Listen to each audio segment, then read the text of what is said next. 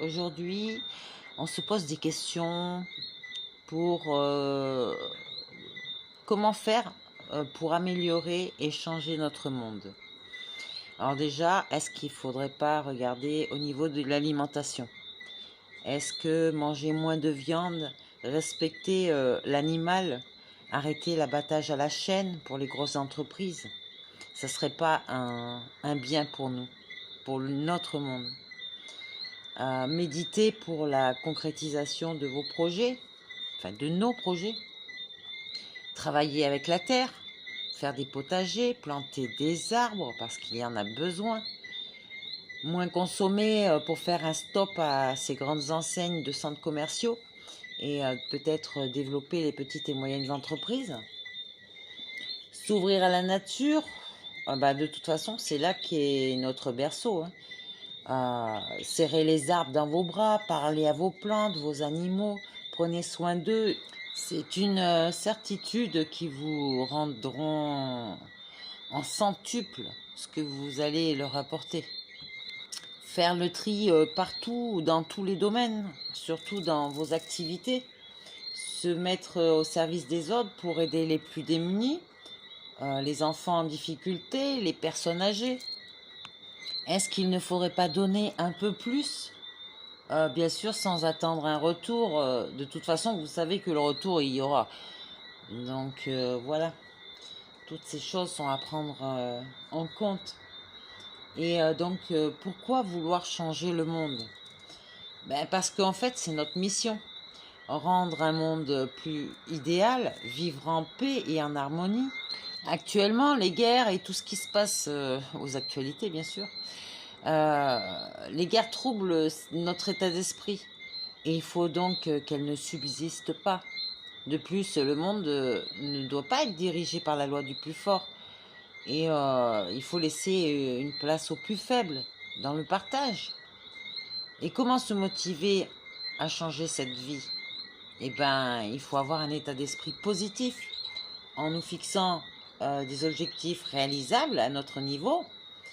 Et ça nous aidera à faire bouger les choses et avoir la motivation, surtout dans notre vie. Donc en attendant, surveillez votre bien-être, faites du sport, ayez une alimentation saine et une bonne hygiène de vie, ça vous aidera. Prenez soin de vous, apprenez à vous aimer surtout.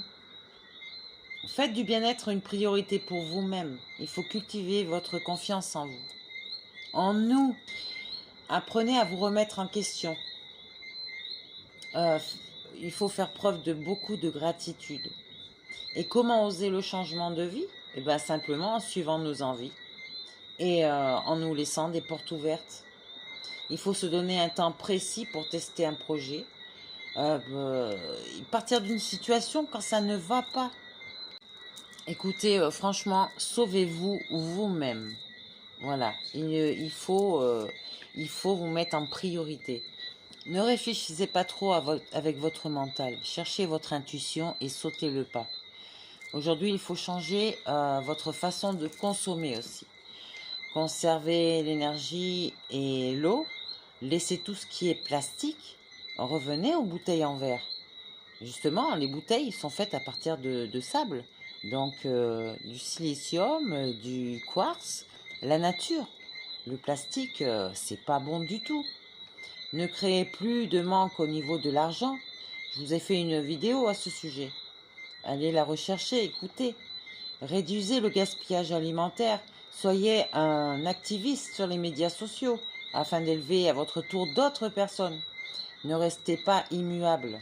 C'est ensemble qu'il faut changer ce monde. Mais déjà, commencez par changer vous-même et le reste suivra. Le changement peut nous apprendre à nous adapter. Il peut nous aider à faire preuve de résilience si seulement nous comprenons notre capacité à évoluer et à apprendre de nous-mêmes déjà. Changer de vie, c'est aussi se mettre en mode disponibilité, rester ouvert au projet, quel qu'il soit. Le monde est une création humaine qui conditionne en retour son créateur. Cette définition de l'existence humaine comme appartenant au monde conduit alors que le monde est un espace commun existant entre les individus qui le composent. Voilà, ça c'est la définition. Et comment aider une personne à changer en fait? Déjà, ne pas avoir peur de l'inviter à changer, ne pas oublier que la décision de changer lui appartient, c'est le libre arbitre, c'est un choix de vie. Priez pour que les gens aient la capacité de changer, enseignez-leur à s'appuyer sur leur pouvoir intérieur, de leur âme, et traitez-les comme des personnes qu'ils peuvent devenir en fait. Par contre, il faut les laisser avancer à leur rythme, sinon ils vont se bloquer. Il est difficile pour certains de changer parce que l'évitement des expériences intérieures est désagréable déjà. Il va y avoir des ruminations, des peurs, des doutes, de l'anxiété, de la frustration.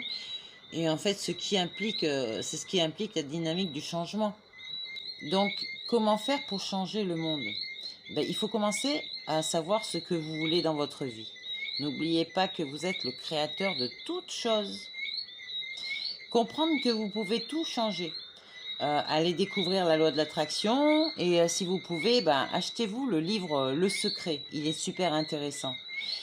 Il faut identifier aussi les causes, dresser une liste de ce que vous souhaitez finalement changer et servez-vous du cycle lunaire pour faire vos chèques d'abondance.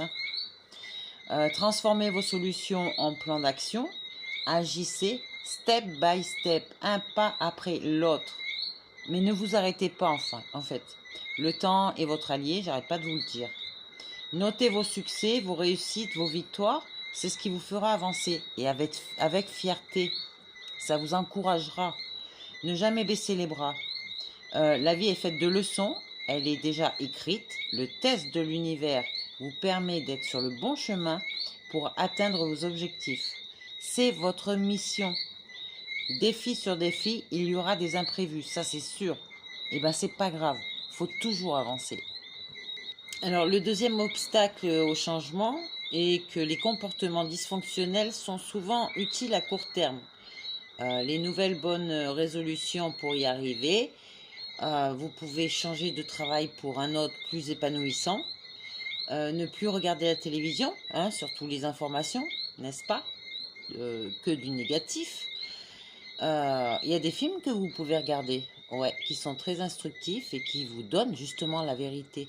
Regardez beaucoup les films de science-fiction ou paranormaux. Si vous n'aimez pas, vous laissez tomber.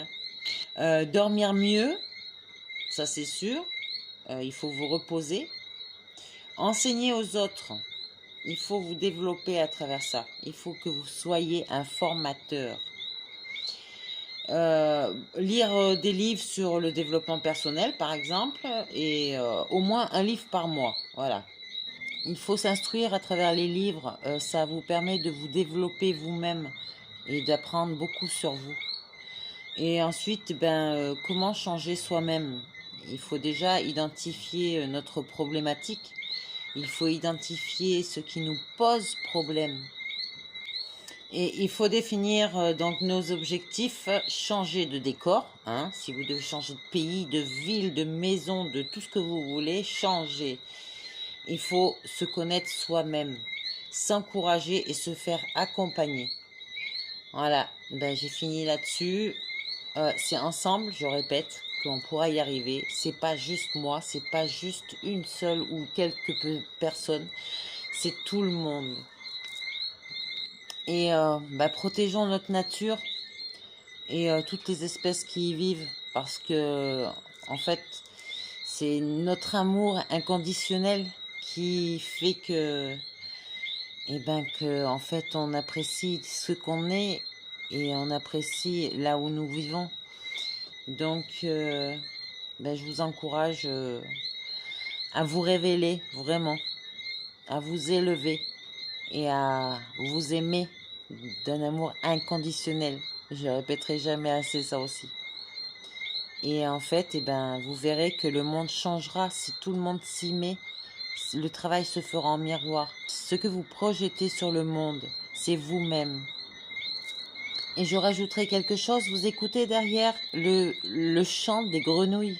Je suis désolée si les gens n'aiment pas les bruits des animaux, mais moi je peux pas leur dire de fermer leur bouche.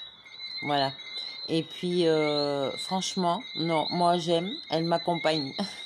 Je les ai tous les soirs et je suis ravie de les avoir. Voilà, ça fait partie de la nature. Merci. Merci, merci beaucoup à vous. Et puis ben je vous embrasse très fort et ben à très vite. Bisous bisous.